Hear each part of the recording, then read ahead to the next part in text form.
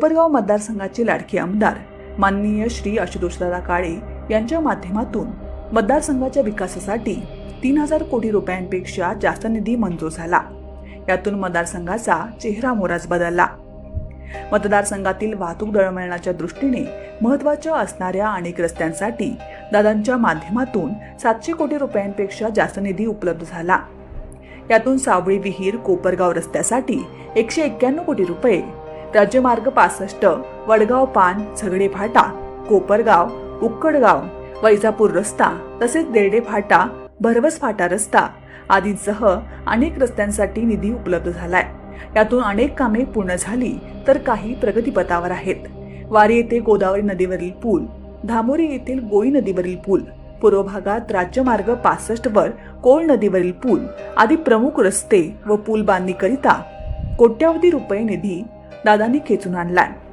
यामुळे मतदारसंघातील ग्रामीण व शहरी रस्त्यांचा प्रश्न मार्गी लागलाय। ग्रामीण पाणीपुरवठा योजनेतून ग्रामीण भागातील खेडोपाडी पिण्याच्या पाण्यासाठी 276 कोटी रुपये इतका भरीव निधी उपलब्ध झालाय।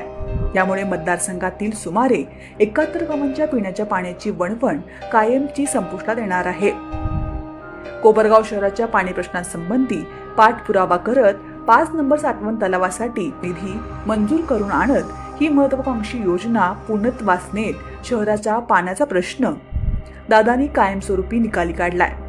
पाटपाण्याचा प्रश्न सोडवण्यासाठी 100 वर्षांपेक्षा जास्त आयुष्य असणाऱ्या गोदावरी कालव्यांच्या दुरुस्तीसाठी 300 कोटी रुपयांचा भरीव निधी मंजूर करून आणलाय।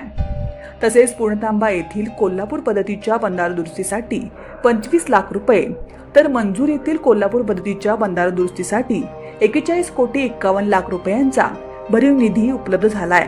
उर्वरित कामे देखील येणाऱ्या काळात पूर्णत्वास जाणार आहेत।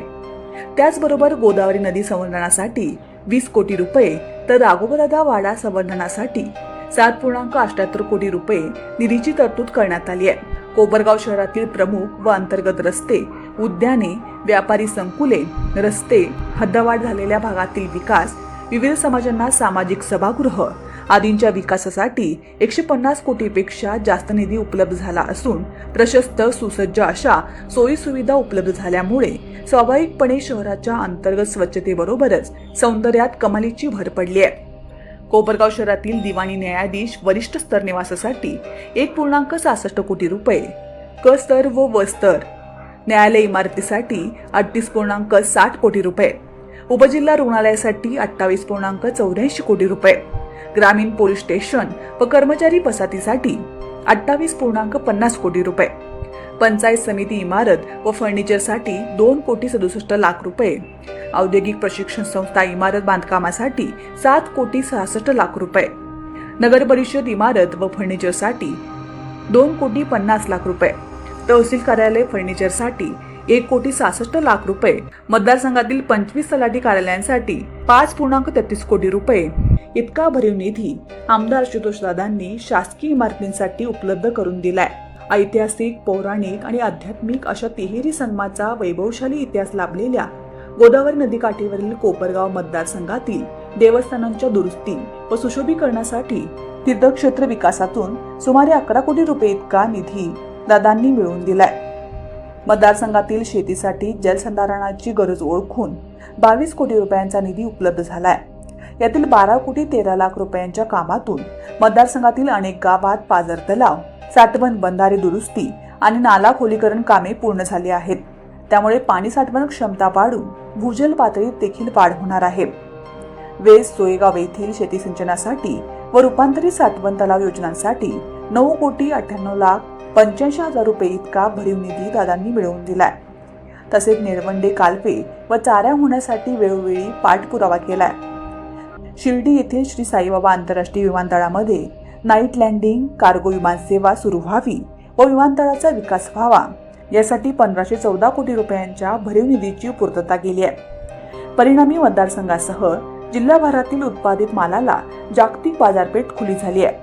कोपरगाव रेल्वे स्टेशन सुधारण्यासाठी 29 कोटी रुपये इतका निधी प्राप्त झालाय। यातून दिव्यांग नागरिकांसाठी पादचारी मार्ग, शौचालयांची उपलब्धता, रेल्वे गाड्यांचे थांबे वाढवणे, रेल्वे प्लॅटफॉर्मचे विस्तारीकरण या आणि अशा अनेक गोष्टी पूर्णत्वास जाणार आहेत. त्याचबरोबर कोपरगाव रोटेगाव ट्रॅक बसवण्यासाठी आशुतोष दादा प्रयत्नशील असून तो मार्गही येणाऱ्या काळात पूर्णत्वास जाईल.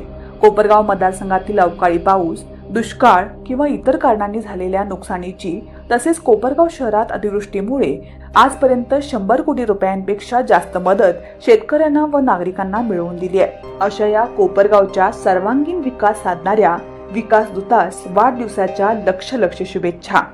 त्यांच्या हातून कोपरगावची सेवा अशीच घडत राहो व त्यांना आणखी उच्च पदावर काम करण्याची संधी मिळो ही श्री साईबाबा चरणी प्रार्थना.